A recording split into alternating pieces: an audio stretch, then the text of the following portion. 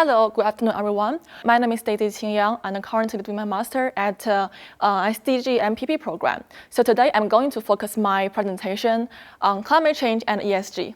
So basically, let's look at this picture. And this picture is taken around last summer, and at that time I was a summer intern at AIIB climate team. So today's presentation that benefited a lot from my experience at AIIB, Citibank, and the China AMC. So before starting, let's get familiar with ESG. So what does ESG stand for? ESG basically means the environmental, social, and governance. Because we can see that investors, they are increasingly applying these non-financial factors as part of their analysis process to identify some very material indicators. And please take care, these indicators, they are not financial indicators. For example, if we want to analyze the corporate behavior, we may focus on this debt to EBITDA ratio. But here, the ESG will focus on non-financial perspective. And beyond that, we can see the regulators and the companies and also private sectors, they are focusing more on ESG disclosure. And they have been incorporating the ESG into their investment process. So for example, the SASB, Sustainability Accounting Standards Board, and also we have the GRI, the Global Reporting Initiative, and also the TCFD, Task Force on Climate-Related Financial Disclosures. So these organizations, they are collaborating together and they are working together to form the ESG standards. And that standards is going to be applied for the whole financial world. So like they are working together to define the ESG indicators and to facilitate the incorporation of these factors into the investment process. So that is whole about the concepts. And let's look at some statistics.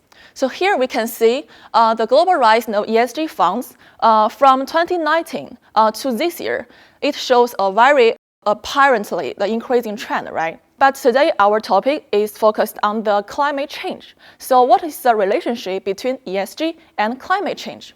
Let's look at the whole ecosystem of the ESG circle. They are not environmental, social, and governance. And especially if we look at the environment, we can see under the environment, we have the concepts called best management practices. For example, you may know the EMS, Environment Management System. And also, you can see some energy usage and clean technologies.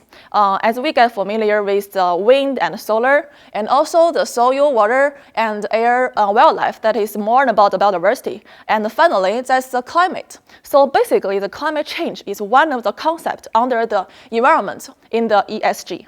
Then let's look at the green finance concept. Because we know the green finance, that is really broad concept, right? There are different perspectives under that.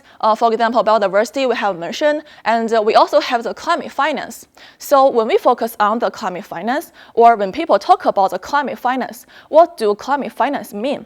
So basically, they can be divided as three concepts. The first one is the climate change mitigation. For example, the solar and the wind, they are some efforts to facilitate the climate change mitigation because they can help the people, the human community to decarbonize.